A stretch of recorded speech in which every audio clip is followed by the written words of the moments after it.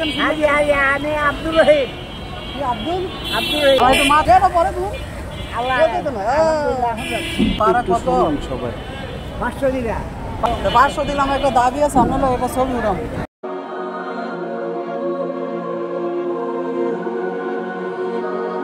পুরো ভিডিওটার কাহিনী শুনবেন না, না শুনে চলে যাবেন প্লিজ। একটু পুরো ভিডিওটার কাহিনী শুনে যান। গুলিস্তান ফ্লাইওভার থেকে নেমে দেখিয়ে মুরব্বী কাকার ইতিমধ্যে চেহারা কিন্তু আপনারা দেখেছেন। খুবই মায়াবী একটা চেহারা, আমার কিন্তু খুবই মায়া লেগেছে। তাকে দেখলাম দাঁড়িয়ে আছে, কিন্তু কেউ তার রিস্কায় উঠতেছে না। হয়তো বা ভাবতেছে উনি কিভাবে চালিয়ে নিয়ে যাবে। আজকে সারা বাংলাদেশি অফ ডে, মানে সরকারি ছুটি, পূজা উপলক্ষে। যাই হোক, পুরো রাস্তা কিন্তু ফাঁকা ছিল বন্ধুরা।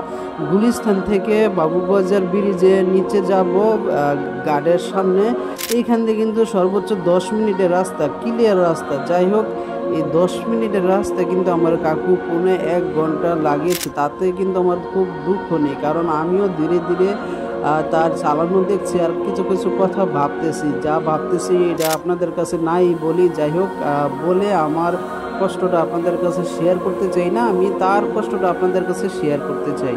হ্যাঁ, কাকার কিছু কথা আপনাদের কাছে শেয়ার করি। আমার হলো কুমিল্লা হোমনা থানা বাড়ি, কাকার হচ্ছে বাঞ্ছারামপুর। সে কিন্তু আমার দেশি। যাই হোক, কথায় অনেক কথা জিজ্ঞেস করলাম, বেয়াদবি না যাতে হয় তার কাছে আগে অনুমতি নিয়ে নিলাম। ওনার 6 মেয়ে 1 ছেলে। ছেলের বয়সটা আপনারা শুনলে আসলে অবাক হয়ে যাবেন। ছেলের বয়স নাকি মাত্র 15 থেকে 16 বছর, মানে দাঁড়াচ্ছে ওনার ছেলে ছোট, মানে সবার ছোট ছেলে। যাই হোক, ওনার 6 মেয়ে, উনি কিন্তু 6 মেয়েকে বিয়ে দিয়ে ফেলেছে। কাকার পারিবারিক কথা শুনলে আমি একটু হইলো অবাক হয়ে গেলাম, কারণ 6 মেয়ে 1 ছেলে। শেষ মুহূর্তে এই বয়সে মাত্র 1 ছেলে, তো আবার ছেলের বয়স 15 থেকে 16। আমি মনে করি ছেলের বয়স তেমন একটা না, কামাই শুধু না। যাই হোক, প্রথম খুব খারাপ লেগেছিল কাকাকে দেখে যে এই বয়সে উনি রিক্সা চালাচ্ছে, তা আবার ঢাকা শহরে। ওনার কি ছেলে নেই, উপযুক্ত ছেলে নেই, এমন একটা মনে আশঙ্কা ছিল। কিন্তু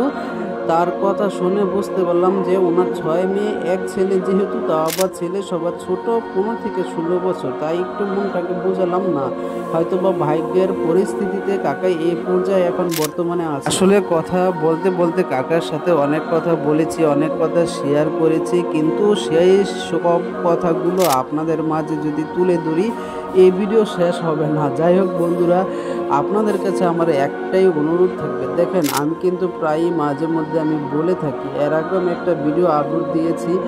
যাই হোক, আমি কিন্তু মুরব্বি দেখি, কিন্তু আমি প্রায়ই আমি যখনই যেখানে যাই আমি মুরব্বি দেখি যে আগে কোনো মুরব্বি রিক্সা চালক আছে কিনা, দাঁড়িয়ে আছে কিনা প্যাসেঞ্জারের জন্য। মূলত একটাই কারণ দেখার, কারণ অনেক মুরব্বিদের রিক্সাতে আপনারা অনেকে চড়তে চান না। তাদের উদ্দেশ্যে বলতে চাই, দেখেন প্লিজ, আপনারা যারা ভাবতেছেন মুরব্বিদের রিক্সাতে আপনারা চড়বেন না, তারা হয়তো দেরিতে যাবে বা তারা নিতে পারবেন না, এমনটা ভেবে যদি থাকেন, দেখেন আমরা যদি ওনাদের রিক্সায় যদি, ওনারা তো আসলে না পারতে এই কর্মজীবনে এখনও লেগে আছে, যদি আমরাই না উঠি তাহলে ওনাদের রিক্সা কারা উঠবে? প্লিজ, হয়তোবা আপনাকে নিয়ে ওনার যাইতে একটু কষ্ট হবে বা সমস্যা হবে।